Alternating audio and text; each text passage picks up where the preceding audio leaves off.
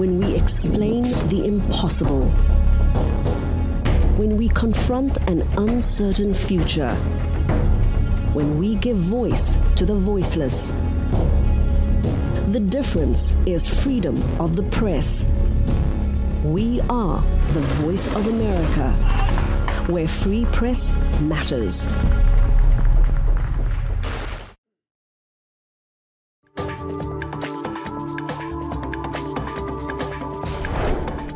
کریزا عبوریه ترکیه روشا پنابرین سوری لوی ولاتی خرابتر دیکه. ده روجا جهانی مافی مروف ده خوپیشاندان ایرانیان ل واشنطن بردوامن. سروک اوکراینای ولادیمیر زلنسکی دیویژه روشا هرم اودیسای گلکی زحمته.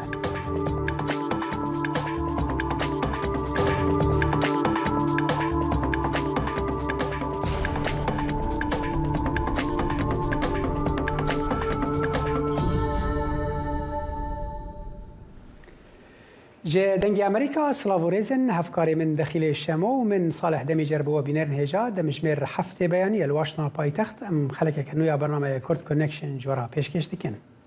سلاوريز روزنامه‌نویسی کی کورت ندیم عرفت دوای 6 سال و 6 مانگ لزیندان آزاد کرا و جماره اقدام و دزگاه روزنامه‌نویس و دانشتوانی شاروچکەی گەفڤەری هەکاری سەردانیان کرد. تۆرفێ دەڵێتن کە وەک هەموو ڕۆژنامەنووسانی دیکە مامەڵەی نادەتپەروەرانە لەگەڵی کراوە و هیوادارە ئەو فشارانەی کە لەسەر ڕۆژنامەنووسان لە تورکیادا هەیە کۆتایی پێ بێتن. راپۆرتی عارف ئەسلان لە ئەستەمبول. ev koma rojnamavanan piştî 6 sal û 6 mehan hevkarê xwe rojnamavan Nedîm Tüfeнд ku ji zindanê nû derketiye hembêz dikin. Rojnamavanê Kurd Nedîm Tüfeнд di sala 1990 da li bajarokê Gevera Culemêrgê Anka Hakarî hatiye dinê. Tüfeнд li zanîngehê beşa mamostetiyê îngilîzî qedand û di 2012 da li Ajansa Navenda Nûçeyana Dîclê dest bi karê wergerê kir. Lê ew ji ber çêkirina nûçeyên derheqê bi pêkirina mafên mirovan da rastî gefa kuştinê hat û di 12 gulana 2016 da ji aliyê hêzên taybet ve li ser riya wanê hatibû desteserkirin. Pêvajiya şer da min gelek nûçeyên rastî balkêş kêşan dibe ya herî sereke jî ew nûçeya bûnê hêza Tirkan bibînin. Min jî ji ber vê nûçeya xwe û hin nûçeyên pêvajiya şer da min çêkirin ez hatim girtin. Tüfeнд bi îdaya propaganda û endamtiya Partiya Karkerên Kurdistan PKK hat zindan kirin. Di encama darizandinê da Dadigeha Cezaya Girana Hakariyê ew bi heman îdayan 6 sal û 9 mehan cezayê zindanê ceza kiribû. Demas hatime darizandin bi rastî ez bendê bûm demekê kin da îdaname min angaşname bê vekirin û ez zû bêm darizandin eger darizandin zû bê ez ê zû ji derkevim yani armanc ew bû ya min. Lê ez 13 mehan li benda angaşnameyê sekinim. Çava angaşname hat beriya min jî min naveroka angaşnameyê mêze kir tevahî nûçe bûn. Piştî ku Dadgeha Bilinda Tirkiye cezayê Tüfeнд erê kir ew piştî 6 sal û 6 mehan hat berdan. Me jî ew biryar me hem bire Dadgeha Bilind a Tirkiyeyê hem jî Dadgeha mafê mirovan a Ewropayê û em niha li ben davanin ku ew vê bînin rojava xwe. Li gor rapora Komala Rojnamavanên Dicle Firatê ku navenda wê li Amedê ye ji meha Xizîranê vir ve 25 rojnamavanên Kurd hatine zindan kirin. Li gor rapora rêxistina rojnamavanên bê sînor RSF Tirkiye di nava 108 welatan da di rêza 149 da ye. RSF bal dikişîne ku hikûmeta Tirkiye li hember hemê rexneyên dijî xwe astangiyan derdixe û rojnamavanan zindan dike. Ez dîsa jî dibêjim baş e ku hezar caran baş e ku ez bûm rojnameger. Ne tenê yanî wek ji bo ku ez vî karî dikim dibêjim ji bo herêma me ji bo welatê me pêwîstî bir rojnamegeriyê heye. Rojnamegeriyek ne jî rêzê, rojnamegeriyek bi çavê, bi dengê, bi guhê civakê ve têkildar ji me re pêwîst e. Tüfeнд hêvî dike ku saziyê namneteviyê rojnamavanan li hember girtinên rojnamavan û nivîskarên Kurd bêdeng nemîne û piştgiriya wan were kirin. Arif Aslan, Dengê Amerîka, Hakarî. سر دوزگریا ترکیه جبو راکرنا پارێزبندیا پارلمانی ji ser nûnera Partiya Demokratîka Gelan di Parlemanê de Felek Naz Uca sê doz li Parlemanê vekirin. Ji bo zanyariyên bêhtir di vê derbarê de niha peyamnêrê me li Wanê Arif Aslan bi me re ye. Dem baş e Arif berî em derbasî vê nûçeyê bibinin dixwazin di derbarê raporda te de pirsekê bikim yanî em bêjin azadkirina Turfen ta çi astê rê dikare veke ji bo azadkirina rojnamevanên dinên girtî li Tirkiyeyê. بله آزادکردنا روزنامه‌وان توفند هات روزه جبر کو او گلک لسر و گفین کشتنه و هر وها دبویر د مدیا ترکیه دا و روزه ترکیه دا جه گرتگو هر داویجی او هات بردانه لوک توفند راپورت دا جگوت او 13 ماهان بندا حاضر کردن ادانامه بو نه افز گرکه هج بردوام دکه خزیران دمها خزیران بوری دا 16 روزنامه وانên Kurd hatibûne girtin û pişta jî neh rojnamevan yan niha 25 rojnamevan di zindanê dane ew rojnamevanên Kurd ew ji mîna tûfend ev demek dirêje benda amadekirina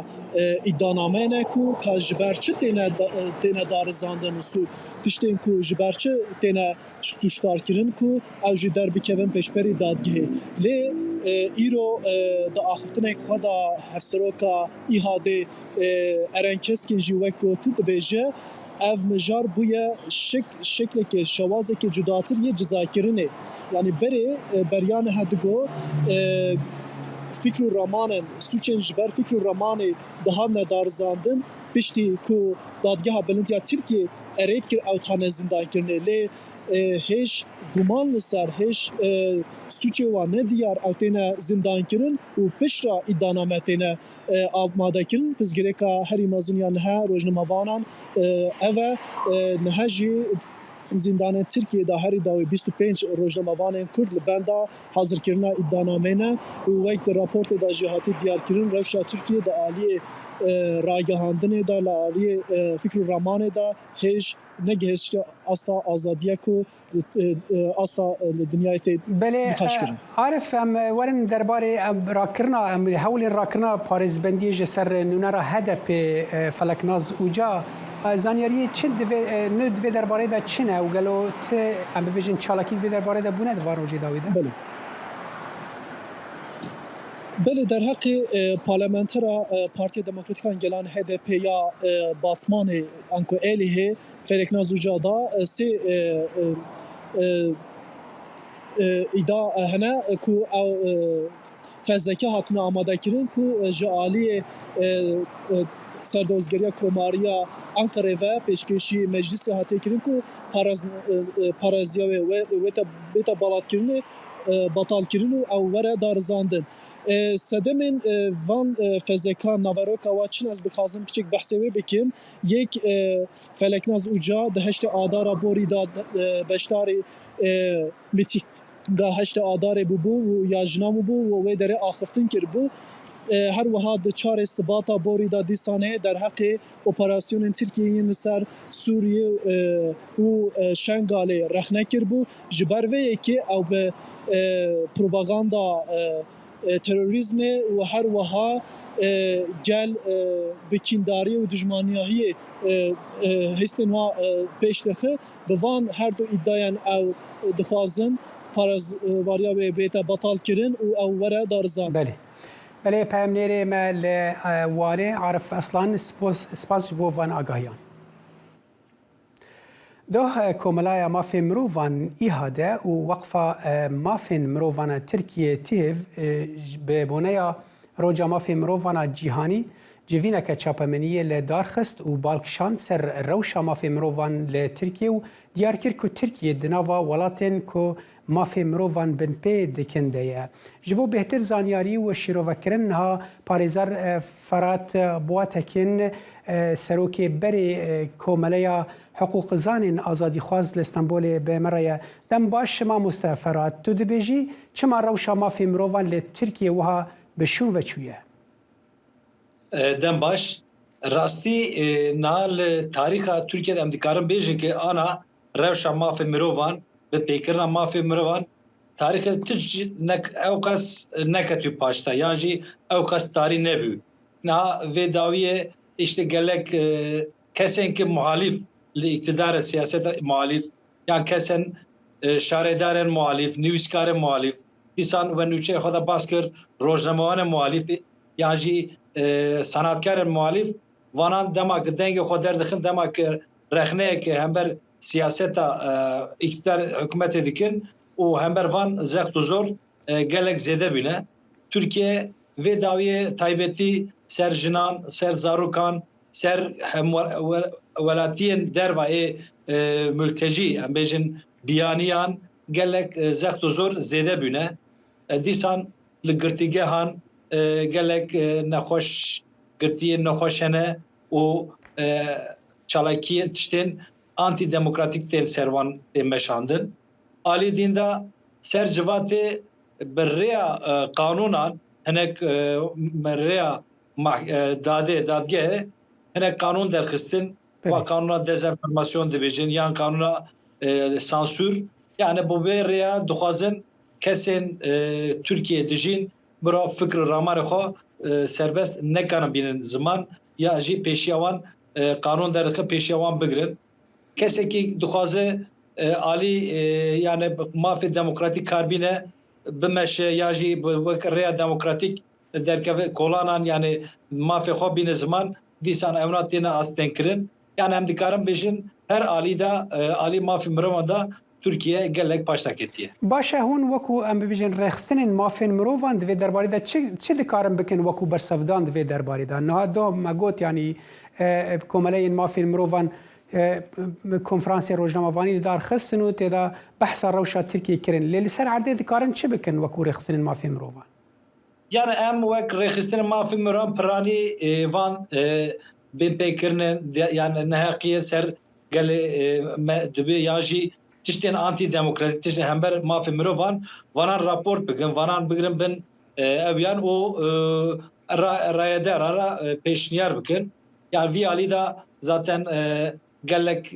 xebatê me tê meşandin gerek li girtîgehan gerek li derva kesek tê binçavkirin yan jî kesek tê darizandin nivîskarekê bi tên darizandin hember wan hemiyan em varan rapor dikin û gorî wê alî rayedaran ra parvê dikin.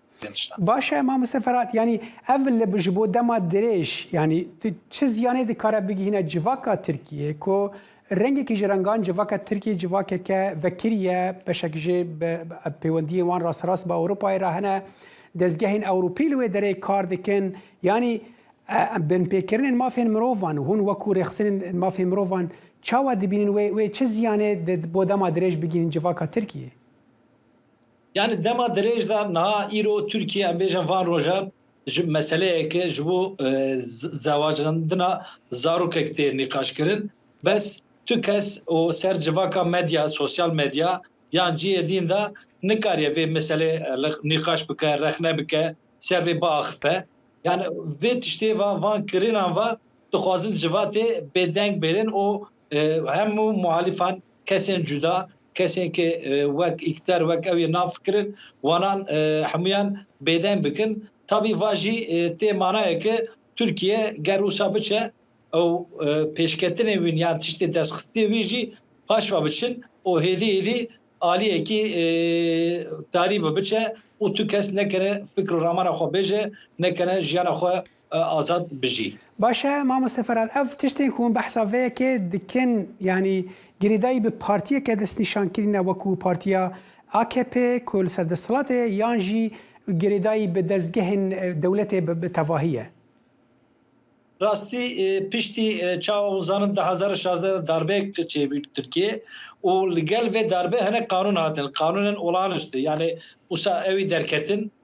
va kanûna her çi qes niha rabûne yani ne asayî rabûne ji dîsan li fîliyaviyê da tên meşandin ji bo veya em dikarin bêjin ki zext û zor û pêkirin mafê mirovan zêdetir dema vê iktidarê de bûye elbet siyasetek dewlet berê de jî problem hebû niha herek diçe zêde dibe yani iktidara desthilatiya AKP'da elbet zêdetir mafê mirovan tê binpêkirin.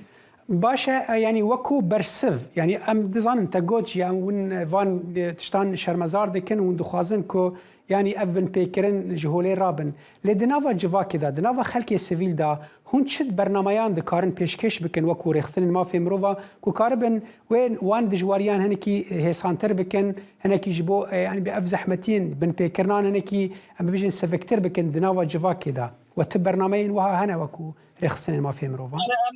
طبي وك رخصتن ما في مروفان حقوق ناس زیادتر اموان بن پیکران نشان دادن عالی سیاست وانا را راپوردان دشینین و دخوازن اونا زیادتر جوات ده ناو سیاست ده وانا پیشخن البت وی عالی دا عالی قانون عالی دارزاندن عالی محکمه دا عالی داده امجی گورخا عالی پارزرتیه دا دیسا پارزرتیه مافی مروانه دا ام چتی دسمتی ام دکنه دیسا جی کسین محالیف سیاست مدار محالیف یا جی پارتیین دخوازن Türkiye برای دموکراتیک وره پیشکرین وانا راجی البته تکلیمه هنه وانا راجی ناو دانستاندنه ده ام دخوازن جوات یک آزاد جوات یک فکر و رامان خو آزاد بین زمان سر و آلیکاری و دست پیشکری ما چه دبنه بله فرات بواتکن سروک بره کمله حقوق زان آزادی خواز استانبول سپاس بوان آگایان ام سپاس دکن روز باش تورکیا میوانداری ملیۆنان پەنابەری سووری دەکاتن بەڵام لە نێوان هەڵاوسان و قەیرانی ئابووریدا ڕەفتاری نابەجێش دژی ئەوانە دەکرێت و راپۆرت لەبارەی هێرشی جەستەیی و زارەکی دژیان ڕاگەیەنراون. لە هەمان کاتیشدا تورکیا دەیەوێت پەنابەری زیاتر بگەڕێنتەوە سووریا. پنابر سوری محمد شیخ سال 2016 دیگل هفجین و دوزارو کن خوش باجر حلب چون استانبول اولویره به جهبون جبر قیران آبوریانو که روشوان خرابتر دبی اونو کمال با دوید بریارن زحمت بدد. اگر از نچار ببیم ازی بچم سوریه لی لوی ده کارتنیه و شرط و مرجین جیانی لور پرد جوارن اگر جدستی من بی ازی هول بدم گو بچم ولاتا کیده بخودی خانی ما باشه لید ماها چلده وی کری بگهیجه 9,000 لیرین ترکی و بجبومه وی پر زحمت به. هل اوسان ده هیواده دال ترکیه گهشتی 85 ساده 3.6 میلیون پنابرین سوری لترکیه ده ناوا چینین هزار دانه و اوی روش آبوری و گریه کو بشک جخلک ترکیه دجی پنابران بن نتوانی گردی ده بیجم پتری 153,000 پنابر جی ترکیه و گریاین سوریه زاروک ترکیه رجب طیب اردوغان لمها آداره دا سوزدا بو گو میلیون کا پنابران و گرینده به به تایبتی ده سالا داویه دا لاین سیاسی به تندی رخنه لپنابرین سوری کرن و گوتن هکی انورن حکومتی امد سوریان و گرین نبه. پرانیا سوریان کار دکن. به موچه که کم کار دکن داکو لوه داری بمینن و دبارا خواه بکن. لهنک سوریهی هنکو جبر فشار و ایریشن فیزیکی و درکی ود گرن سوریه. حسین کبلاوی سال 2019 دیگل 75 زاروکن خوش سوریه هاد بون استانبوله لیاف سال حکومت ترکیه تومار کرنا پنابران ل 16 پاریزگاهان گستانبول شد نافدای هلاویستن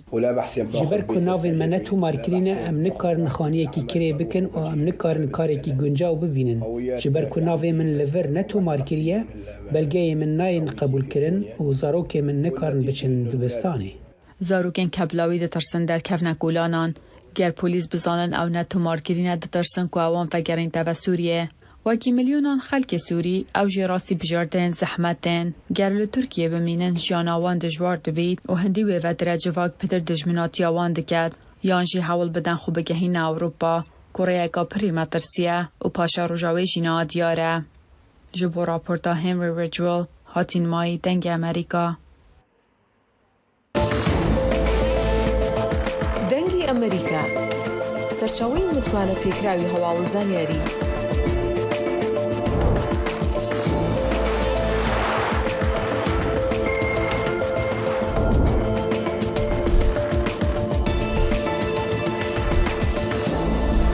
لە ماڵپەڕ و تۆڕە کۆمەڵایەتیەکانی دەنگی ئەمریکاوە ئاگاداری هەواڵ و گۆڕانکاریەکانی جیهان بە.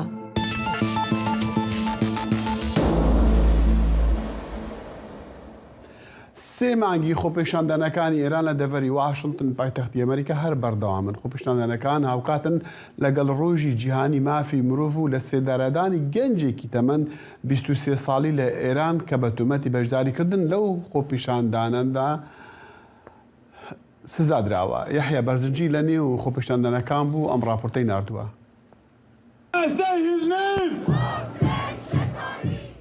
خۆپیشاندانی ئێرانیەکان لە واشنگتن 12مین هەفتەی بەڕێ کرد لە کەشێکی سەرما و ئامادەبوویەکی زۆر. خەمی لە سێدارەدانی چالاکوانەکان لە ئێران خۆپیشاندانەکەی تەنی بوو. کوڕە 23 ساڵانەکە محسین شکاری لە هەموو جێیەک و لە دڵی ئامادەبواندا بوو. ئاخر 23 ساڵ تەمەن و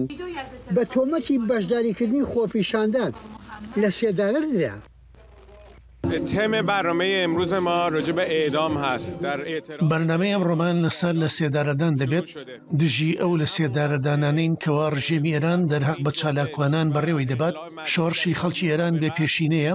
هەروەها سەرکوتکردن و خوێنڕشتنی دەستگا سەرکوتکەرەکانی عەلی خەمەنەیش بێ پێشینە بووە. ئەوان دەیانەوێت بە ترس و خوێنڕشتن و لە سێدارەدان شۆڕشی خەڵکی ئێران بوەستێنن.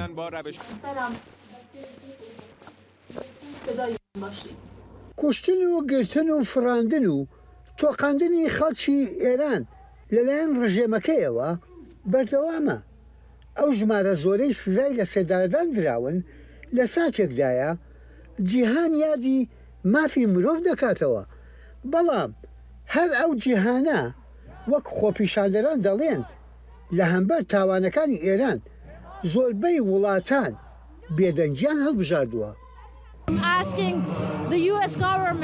داوا لە ئەمریکا و یەکێتی ئەوروپا و نەتەوەی گرتوەکان دەکەم هەڵوێستی خێرا و ڕشد وەربگرن. ناکرێ ئەوها بێدان بن. ئەوانەی لە سێدارە دەدرێن خەڵقی ئاسایی و مەدەنین. تۆمەتەکەیان ئەوەیە داوای ئازادیان کردووە. ئایا ئەوە تاوانە؟ بەردەوامی خۆپیشاندان لە ناو دەروی ئێران لە کاتێکدایە کە ڕژێمێک کەوتۆتە گیانی خەڵکی سیڤیلی ئێران و بە سەدان کوژرا و زیندانی و بەدەیان خەڵکی دی چاوەڕوانی لە سێدارەدانن. ئەوە دیمەنەکەیە سەرڕای بێدەنگبوونی جیهان. ئۆپۆزیسیۆنێکی کارای ئێرانیش ونە.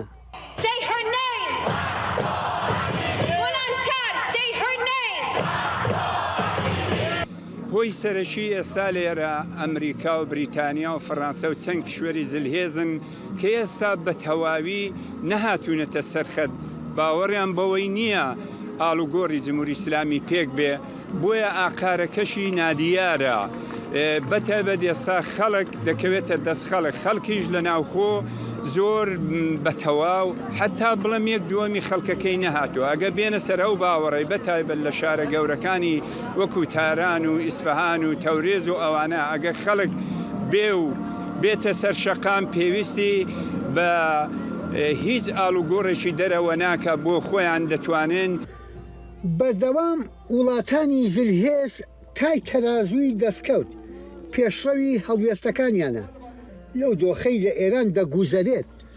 داخۆ تای تەرازوەکە بەلای خەڵکی ئێران دەشکێتەوە یان لە قازانجی کۆماری ئیسلامی ئێران دەمێنێتەوە. یحیا بەرزنجی دەنگی ئەمریکا، واشنگتن. بری دروجان زاروکک لە کامپا ئاشتی لە عەربەد یا سلێمانیە پێکەتنە ئاگەرێکی بە چادرێکێدا شەوتی و خودی وی داخواز ji حکوومەتا عێراقê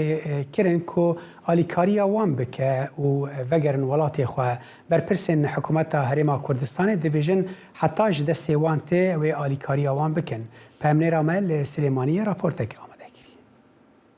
Em cara سەرنجتان بۆ کارەساتێکی پڕ تراژیدی ڕادەکێشم. ئەمەی دەیبینن پاشماوەی پێستی ئەو مناڵە تەمەن ساڵ و هەژمانگەیە کە بەر لە 2 ڕۆژ بەهۆی کەوتنەوەی ئاگر لە یەکێک لە چادرەکان لە کەمپی ئاشتی گیانی لەدەستدا.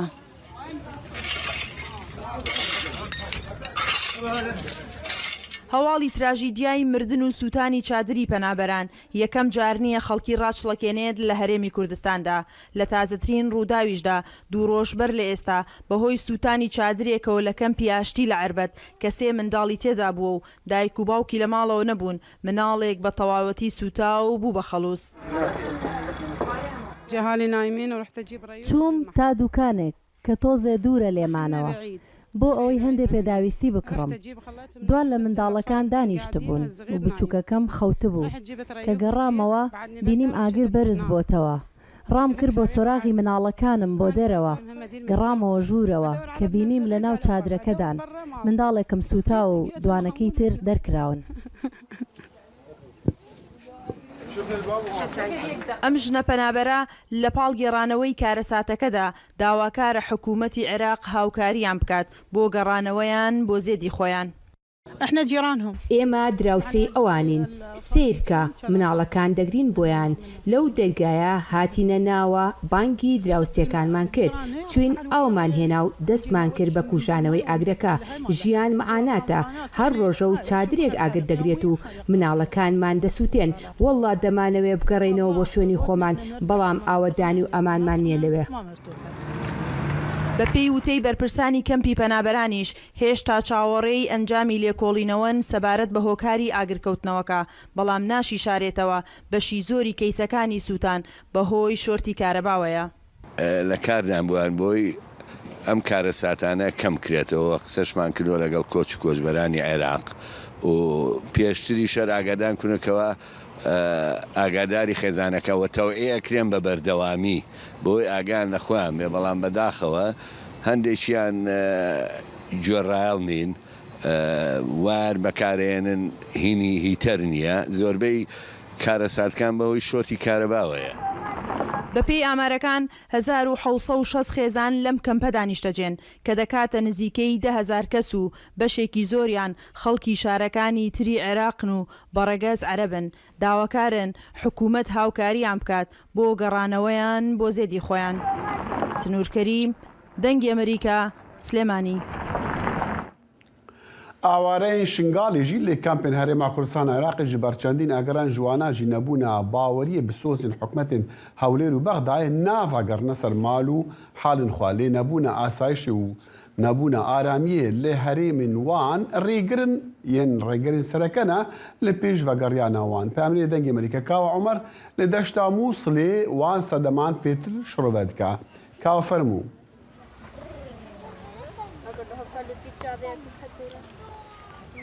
دەمباش دەخیل دەمباش بینەر و بیسەرێن دەنگی ئەمریکا نەڤەگەڕیانە پەنابەرێن ئاوارên شەنگالێ بۆ سەر جوهوارên xwe ve diyarîte sê xalan xala nebûna êmnahiyê û nebûna harîkariyên madî her wesa nakokiyên siyasî bû pitir zanyariya li ser vî babetî keremken em hîn bînerên evê raportê bîn. Bi goreyê amarên fermîk û heta nûkê kêmtir ji 30 sadê êzdiyên şengalê vegeriyane ser cihûwarên xwe ew ên niha aware li kempên Herêma Kurdistanê. Ev demekî daye ku hikûmeta Herêmê û hikûmeta Iraqa navendî rêkeftinek li dor vê çendê kirbû ku xelkê Şengalê vegerît. Sedemên nevegerandina xelkê Şengalê awarên kempan wesa dene xoya kirin. ئابرا وێ خودگرن تشتێکی شمەرە ناکەن ئەڤ ساڵن کی کارێلوان مخەیەمادە بێ هەمت قولێن ئەبنەوە ئەف ساڵ گۆتەمە بگنە بلۆک پشتی ئاگرب شاریا کەت و مالێوان شەوتین نۆ گۆنەمە غۆرفکردنی خۆچێکن تبینی بێژانەکەی ئەف حەقێ بێ غۆرفێنی بژێ منەژی ئەف غۆرفەم چێکرد دا ئاگر منەکە بێجی معوەقتن ئەم ێزدی قەومیاتەکن ئەم نەماینە تقریبەن ئەم زەعیفن هەرچێ هاتمە ببێمە نەبێ وێ هەندەکە بخۆڤە ڕاکە هەکە هەکەکەیە و هەکە حیزبی شعبیە و هەکەی دیە و ینی جیهاتن وەکە تشتێکی بێخۆدان بمینێ هەر یەکت بیژە بۆ من ینی نها جیهێ ما احتبار نەشمە ڕا حسابتکن بۆ خوا حسابتکن هەروەسان نەقەرەبووکردنە خەلکێ زەرەرمەند و قوربانیên şerê Daeş êk ji hokarên serekî ne ku xelek bê umêd bîtin vegerne ser cihû warên xwe. بێژە مەدوی وەکە گوتی هاریکاری چێ ببێ چند ئەمارەتیشمەڕە بکەین یەکی بێن ناوێتمە بنویسن بیژن هەرچێژ وە زەڤری ئەمێ مالاوی ژێرە چێکن ئەو زێد مالاوی ئینن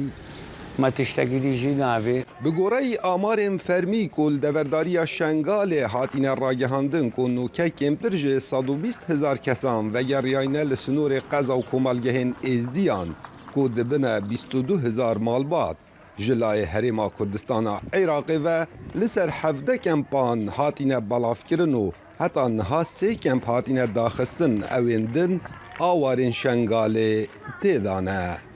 کاوع بردنگ امریکا دشتا نینوا.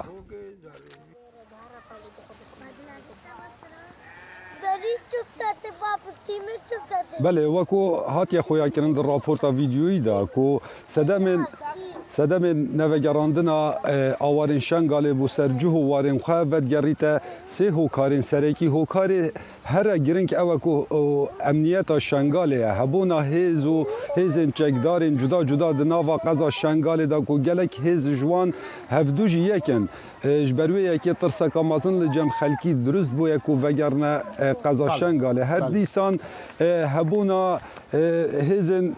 چکدارو و دیگل هنده ایرشکرنا فروکن ترکیه بو سر قضا شنگاله کو اوجی ترسکا مازن لجم خلکی درست کریه بریا چند مهان من راپورت اگل دوروی بابتی درست کر بو کو خلکی سویل بو آرمانجن فروکن ترکیه حتی زارو بوین آرمانجن فروکن ترکیه داخل. بله که هالبد لوی بوهاره بوری از بارد کم هیوا 4 بو و نیسانی بو یا هیوا 5 بو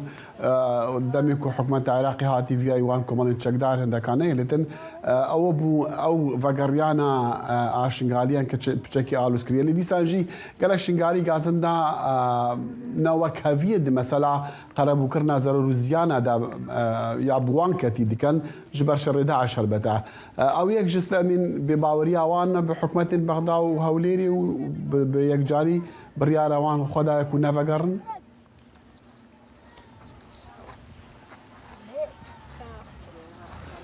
داخل اوه بی بابتی داد نداد پروریک در حق شنگالیا دا هاتیه کرن لسنور پارێزگەها نینەوە جبر کو زۆربەی خەلکی شنگال معاملن خۆ تمام کرینە و پێشکەشی قەرەبووی کرینە لێ جهێداخەیە هەتا نوکە یەک هاوڵاتی شنگالی نەهاتیە قەرەبووکردن ئەوێن ماڵێن وان هاتینە تاڵانکردن یان سیارەت وا هاتینە سۆتن یان خەلکی وا هاتیە کوشتن ئەvە دەمەکیدایە کول مۆسڵێ پرۆسێسا قەرەبووکردنا خەلکی زەرەرمەند و قوربانیên شەڕê داعش یا بەردەوامە هەتا نهۆ زێدەتری 35 سادê خەلک هاتیە قەرەبووکردن و دەست بە ئاوادانکردنا وی باژارî kiriye. لێنە شنگاریکاوە عمر پێیان دەنگی ئەمریکا دەشتی مووسڵی گەلک سوپاس و ji بۆ پێتر ئاگەهی زانیاریان لەسەر سەدەمین مانە ئاوارەی شنگالێ دکامپاندا لە vê zivistana dijwar birêz دایان پیر جعفر حەمە برێڤەبەری کوچ و کۆچبەران و بەرسەفدانە قەیرانان لێ دهۆکێ بمەڕەیە پیر دەیان گەلکی سوپاس بوو دەمێتە دیگەڵ ئاستەنگی لە پێشڤەگەڕانە ئاوارەیان ئالیکاری جوان ڕەکی من ji بۆ هەزاران ئاوارە و کۆچبەران ئەvە ژبەر چییە ژبەر چی ئالیکاری جوانڕە نەماینە بەێ گەلک سوپاس کەکێ دەخیل بۆ بێ دەرفەتێ من حقیقت نەڤەگەڕیانە ئاوارە تایبەت خەڵکی شنگالێ هەتا بێگەوگی اون زانن بتر هەفتەی سەدێ ئەvە مای 8 سال بۆری نێف کەمپا دەژین ڕاستی کەسی نەوێت بن خیبەتێک دەبژیت هەگە منتەقاویە ئارام بێت ئێک شوان ئەگەرە ئەوە وەختێن پرسیارێ شوان کرد چونگو ئەvە ماوەی 8 سال بۆین ئەسنیفواندا خزمەتەوان کەم کاریوان وەک ڕێبەبەری کەمپێ پشتینگەی لە دەستگا خێخوازە بارزانی بەرپرسە ئۆفیسە شنگالی vêgاشی وەک ڕێبەبەری کوچ کۆچبەرە دەمی ئەم نێفوان گەڕن و گوداریان گلی و گازدێوان بکەن ئەگەرێ وێکێ ئێک شوان ئەوە ئارەمیات دەڤەری پڕاستی گەلک هێزێت نەفەرمیل دەڤەری هەنە بنە ئەگەریوێکێشی خەلک باوەری نینە خێزانی خۆ بەگەنە جوواریت خوا بۆ نمونە دوی هەیڤا پێنجە بۆری ماوەی 4 سەعاتادا بویەرێک ڕوودان و شەڕ ڕوودا نێبەرە چەکداری پەکەکە و سوپای عراقیشی دیسانێ 10,700 کەس شنگالی ڕووبەری کوردستانی بە دیسان بکەنەمە پێشوازیاوان کرد و مانی نێف کەمپادەشی دابەشکردن هەروسا ڕاستی حکومت عراقیشی کابتەرخەمە ئەمەدبینە ئەو دەولەتی زەلهێشی ئەvە هەممی منتەقێت عراقی هاانە ڕزگارکردن پشتیانە ڕزگارکردن ئەمنیەت بەرقرار بوو خەلک زڤری جوواری خۆ پنێ ما شنگار بووە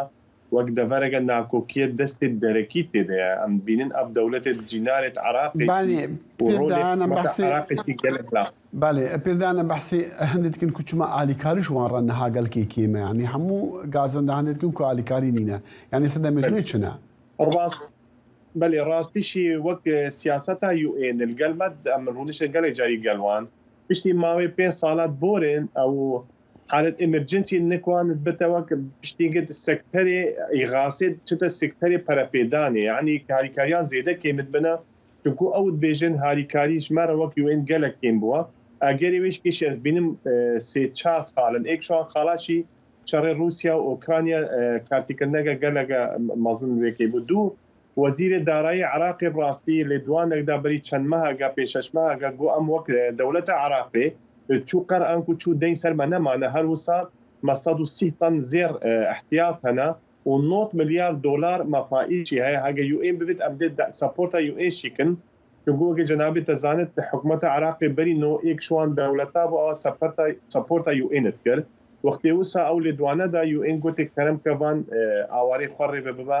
خابنی الهەرێما کوردستانی نۆ تنێ سنووری دهۆکێ 20 کەمپ هەدا 15 ژێ پەنە ئەوارەی خەڵکی شنگارێنە پێشی پەنەخەڵکی ڕۆژاوانە هەتا بێگاشی ڕۆلی حکوومەتە عراقی ڕاستی گەلەگی لاوازە تێدا تەنێ ئەو هاریکاریات باشانە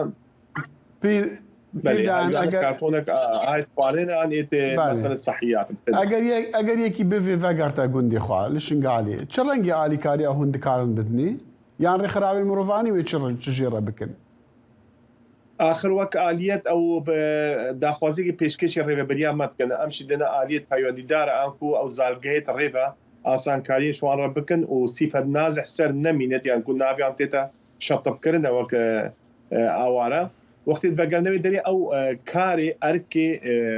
ئایۆئێمە ئەنکو ئەوە هجرە دووەلیە لێ دەرێ لەگەڵ وەزارە کۆچبەرە عراقی لازم هەرێکی کۆژمەگی پارە بتەوان دەستپێکی 1.5 ملیۆن دینار و کاریکاریە 1.5 ملیۆن دینارێت عراقی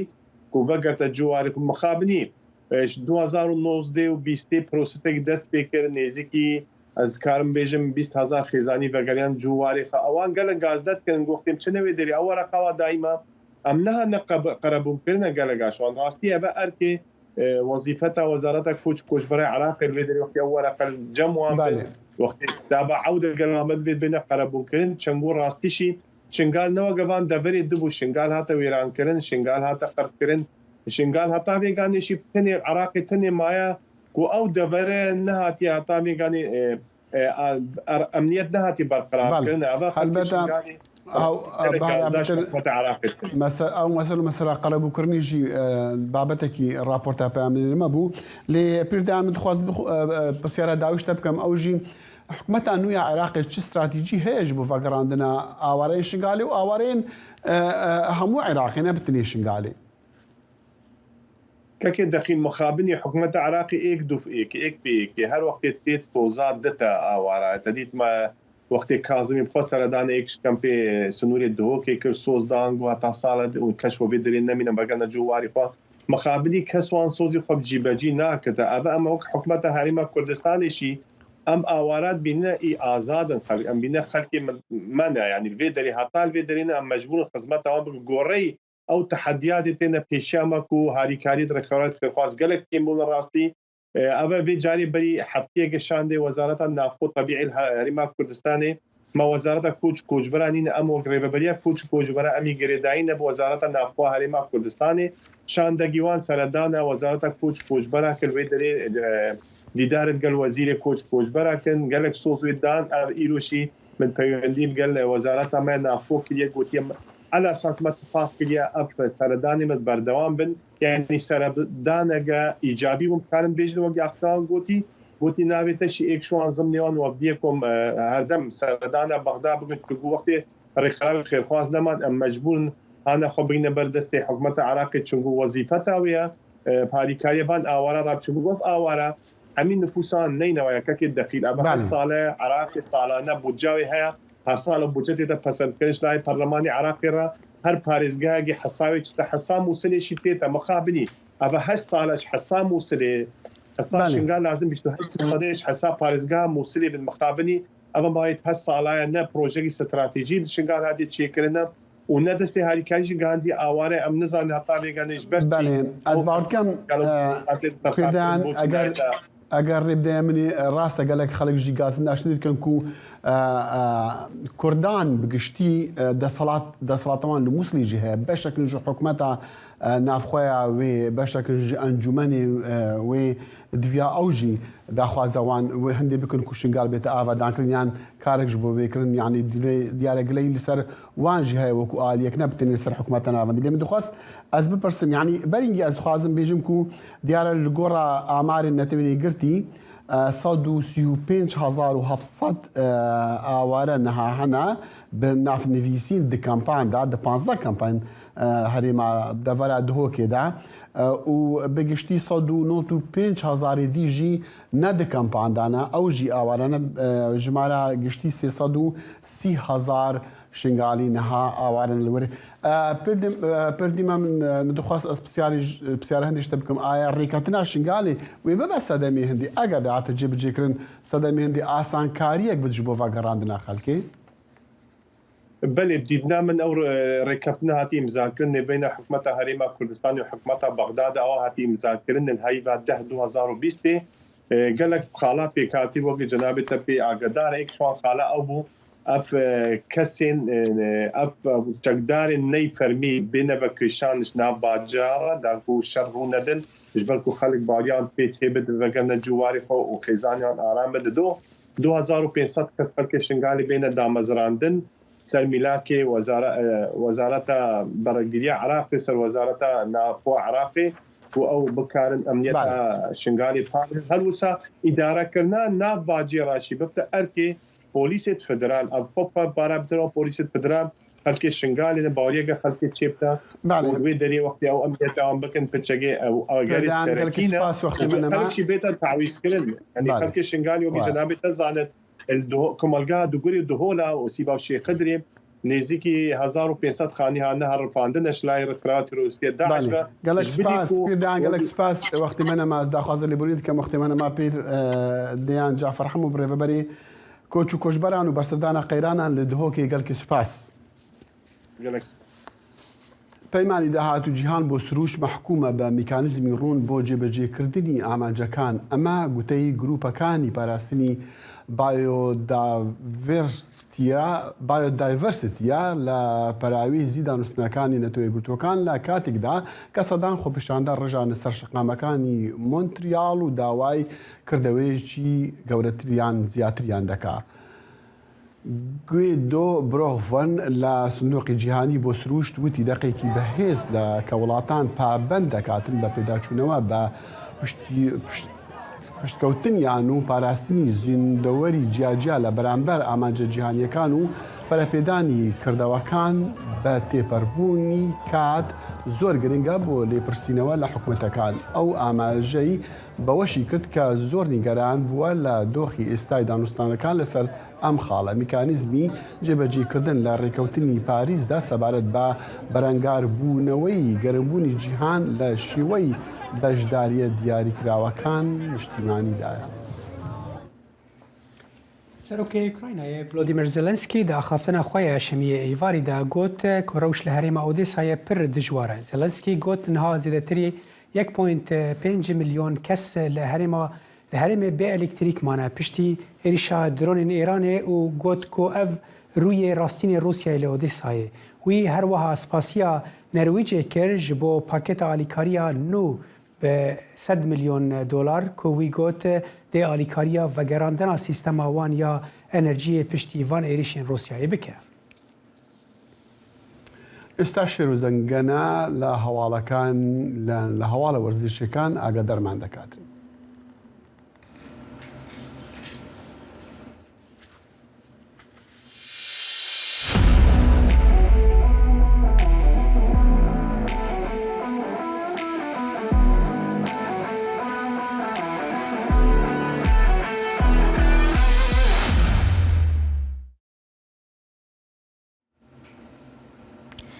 سڵاوم کاتتان شاد بەخێربێنەوە بۆ بڕگەی جامی جیهانی تۆپی پێ. مۆندیالەکە بەردەوامە و لە یاریەکانی بەر لە کۆتایی نزیک دەبینەوە. ئەم مۆندیالە پڕ بوو لە ئەنجامی چاوەڕوان نەکراو. یەکێک لە سوپرایزە گەورەکانی ئەم مۆندیالە تیمی مەغریبە بە شێوێکی چاوەڕوان نەکراو گەیشتا قۆناغی چارەک و کۆتایی و هەروەها پاشانیش مێژووی تۆمار کرد بە برنەوەی لە پورتوگال و چوونی بۆ یاری بەر لە کۆتایی. مەغرب یەکەم وڵاتی ئافریقای و عەرەبیە لە مێژووی جامی جیهانی تۆپی پێدا بگاتە قۆناغی بەر لە کۆتایی. هاندەرانی ئەم تیمە ئێجگار دڵیان خۆشە بە سەرکەوتنی تیمەکەیان و هەر پاش یاریەکە ڕۆژی شەممەی نێوان مەغریب و پورتوگال و سەرکەوتنیان بە 2 گۆڵ بەرامبەر بە 1 گۆڵ کاتی یاریزانان گەڕانەوە بۆ ئۆتێلەکەیان بە شێوەیەکی زۆر جوان چاوەڕوانیان دەکرا لەلایەن هاندەرەکانیان و خۆشحاڵیان دەردەبڕی لەوێدا. فەرەنسا بە یەکێک لە تیمە بەهێزەکان دادەنرێت و ڕۆژی شەمە ڕوبەڕووی ئینگلتەرا بۆەوە و توانی بە 2 گۆڵ بەرامبەر بە 1 گۆڵ چوونی بۆ یاری بەر لە کۆتایی مسۆگەر بکات. بەر لە یاریەکە لە تویتێکدا ئیمانوێل ماکرۆنی سەرۆکی فەرەنسا پەیامێکی ئاراسەی ڕیشی سوناکی سەرۆگۆزیرانی بەریتانیا کردبوو و تێیدا نووسی بووی ئەگەر بیبنەوە کە دەزانم دەیبینەوە هیوای سەرکەوتنمان لە یاری بەر لە کۆتاییدا بۆ بخوازن و ڕیشی سوناکیش وەڵامی دابەوە کە نایبنەوە بەڵام ئەگەر برتانەوە ئەوە هیواتان بۆ دەخوازین. پاش بردنەوەی فەرەنسا و هاوڵاتیانی فەرەنسی لە پاریس بە ئاهەنگگێڕان و یاریە ئاگرینەکان خۆشحاڵی خۆیان دەربڕی بۆ سەرکەوتنی ئەو تیمەی هەتا ئێستا 2 جار جامی جیهانی بردوتەوە. پاش ئەوەی کرواتیا ڕێگەی لە چوونی بەرازیل گرت بۆ یاری بەر لە کۆتایی سەرباری ئەوەی نەیمار گرانبەهاترین یاریزانی جیهان بۆ بەرازیل یاری دەکات پرسیاری ئەوەی کە ئایا لە جامی جیهانی داهاتوودا نەیمار یاری دەکاتەوە یان نا زۆر هاتە ئاراوە. نەیمار کە ئێستا تەمەنی 30 ساڵە گوتی بێگومان لە یاریەکانی جامی جیهانی داهاتوو 4 ساڵی تر لە باکووری ئەمریکا بەم جلوبەرگەی تیمی بەرازیلەوە دەمبیننەوە. یەکێک لە یاریەکانی کە مشتومڕێکی زۆری لە ڕووی ناوبژیوانیەوە لێکەوتۆتەوە یاریەکی نێوان ئەرژەنتین و هۆڵەندا بوو کە ڕۆژی هەینی یاریەکە کراو. یاریەکە هەتا بڵێ توندوتیژ بوو لە ئەنجامدا ئەرژەنتین بە پەناڵتی لە هۆڵەندای بردەوە. تەنانەت شێوازی خۆشحاڵی دەربڕینی تیمی ئەرژەنتینیش ڕخنەی لێگیرا و چونکە وەک هاندان و وروژاندنی تیمی بەرامبەر لای هەندێک لە شارەزانی تۆپی پێ لێک دەدرێتەوە. یاریەکانی بەر لە کۆتایی ڕۆژی سێشەمە دەست پێ دەکات و ئەرژەنتینا ڕوبەڕووی کرواتیا دەبێتەوە و ڕۆژی چوارشەمەش فەرەنسا و مەغریب. ئەگەر فەرەنسا لە مەغریب بباتەوە و کرواتیاش لە ئەرژەنتین ئەوە مێژوو دووبارە دەبێتەوە وەکو ساڵی 2010 کرواتیا و فەرەنسا لە فاینەڵ دەبن. ئازیزان بۆ تاوتوێکردنی ئەم بابەتە ئێستاش دەچینە لای ناوبژیوانی پلەیەکی عێراق دارا جەلال لەگەڵماندایە. کاکدارا سەرەتا سوپاس دەکەم کە لەگەڵماندای. دەمەوێت بەو پرسیارە دەست پێ بکەم دەبینین مەغریب زۆر سەرکەوتۆ ینی بە یەکێک لە سەپرایزەکانی ئەم مۆندیالە دادەنرێت بەڵام پێت وایە مەغریب بتوانێت لە فەرەنسا بباتە و بچێتە فاینەڵ؟ کاتتان باش زۆر سپاس بۆم دەرفەتە ڕێز و خۆشەویستیمەیە بۆ گوێگرانی و بیسەران و تەنانەت بینەرانیش لە ڕێگەی سپایکەوت. وەکو ئاگادارم دوێنێ لە یاریشی چارمساز و گیمسازە هەردوو هەڵبژاردەی مەغریب و پورتوگال بەدەکەوتن ئەو بینیمان هەڵبژاردەی پورتوگال تووشی شکستێکی چاوەڕوانەکە هاو بەرامبەر هەڵبژاردەی مەغریب. زۆر کەس پێیان وابوو کە ئەمە شتێکی مفاجعەیە شتێکی چاوەڕوان نەکراوە بۆ مەغریب کە بتوانێت پورتوگال بکاتە دەرەوە. بەڵام نا وەکو ڕاهێنەری هەڵبژاردەی مەغریب ئاماژەی پێیە. ئەوە پلان و بەرنامە بێداڕەژی چەند ساڵێکە کە هەڵبژاردەی مەغریب ئامادەباشی کردو بۆ ئەم مۆندیالە. ئەمە یاریی مفاجعە نییە بەڵام بەو کۆمەچی ئەمە ئیشبۆکردنی استعداد و ئامادەباسیێکی تەواوی ئستاکی هەڵبژاردەی مەغریب و یاریزانەکانە بۆ ئەم مۆندیالە. کەواتە مەحاڵ نییە گە لە فەرەنساش ببەنەوە. بەتاکید چونکە بوو هەڵبژاردەی ئیسپانیا کردوتە دەرەوە هەڵبژاردەی پورتوگالی کردوتە دەرەوە کابلی خاوەنی یاریزان خاوەنی ئەستێرن هەمووی کاکدارە ببوورە چونکە کاتەکەمان کەمە دەمەوێت بچمە بابەتێکی تر کە زۆر گرنگە ئەویش یاریەکەی ئەرژەنتین و هۆڵەندا بوو کە لە ڕووی ناوبژیوانیەوە دەمەوێت ئەم یاریەمان بۆ شیکەیتەوە. چەند کەسێک یعنی ڕخنەی زۆر گەورەیان لەم یاریە گرتووە تەنانەت یعنی باز لەوە ئەکرێ یەڵە فیفا دەی جامەکە بدە بە ئەرژەنتین و چونکە بەو شێوەی کە یاریەکەیان بردەوە وا لێکە درێتەوە کە نەئەبوایە ئەو یاریە ببەنەوە. بێگومان هەموو کاتێ بۆ منە گلێ و ڕخنەوە کاسەندە هەیە لە بڕیارەکانی ناوبژوان یە و یارینەوان هەمژادی ئەرجەنتین و هۆڵندا ناوبژوان لە هۆزی ئیسپانی بوو کە خیبرێکی ئەوتۆی هەیە لە بەڕێوەبردنی یاریەکانە لە مۆندیال لە خۆلیانە پاڵەوەکانی ئەوروپا تەعاملی لەگەڵ یاریزانە گەورەکانە کردووە کۆمەڵێکی بەڵام زووبەی ئەوەی کە ئەو ڕێگلی و گازدانی لێ کردو حماسیەتی یاریەکە بوو لەبەرەوەیی هەڵبژاردی ئەرجەنتین و هەڵبژاردی هۆڵندا لە مۆندیالی 2024 لە خۆناغی چاوگۆشەی زێڕینە هەڵبژاردی ئەرجەنتین توانی بە هەڵبژاردی هۆڵندا بکاتێ دەرەوە حماسەیەکی تێدا پاشان ئەو تەستیحانەی ڤانگاری ڕایەنەی هۆڵندا بەرامبەر ویسی یاخود ئەو هەموو سلاحی بەڵام ئەمە ئەگەر باس لە باڵین کارتی زرد بکەین هەر 5 دقە پێش ئەوەی کە دەستی میسی بە تۆپەکە کەوت 5 دقە پێشەوە هەمان سیناریۆ بوو کە کارتی زردی وەرگرت یاریەکەی پێشتر هەر یاریزانی ئەرژەنتین بوو بەڵام بۆچی لەو کاتەیە میسی کارتی زردی پێ نەدرا بەڵێ وەکو لە شێوازی یاسای تۆپی پێ هەموو تۆپ بەدەستکەوتنێ ڕاستە فاوڵە بەڵام کە هەموو تۆپ بەدەستکەوتنێ نابێ بە کاتی زەر بۆچی چونکە هیچ یاریزانێکی تیپی خەسم لە پشت یاریزان لیۆنێل میسیۆ نەبوو بەهۆی ڕێگری تۆپێک عەرقەلێ بەم شێوازە بۆیە ئەمە حاڵەتانە زۆر ئاسایی ئەبێ بە فاوڵ بەڵام کاتی زەر نادێ بۆ یاریزانێکی تیپی هۆڵەندیە لە پشتیۆنە بەڵێ کاکدارە بەداخەوە ماوەکەمان تەواو بوو زۆر سپاس دەکەین بۆ لێدوانەکەت ئازیزان لێرەشدا دێینە کۆتایی بەرنامەی ئەمڕۆمان تا بەرنامەی داهاتوومان لە ڕۆژی سێشەمە هەر شاد و بەختەوەر بن تا جارەکەدن ببینن ناو خێر و خۆشیێدا خدا حافظ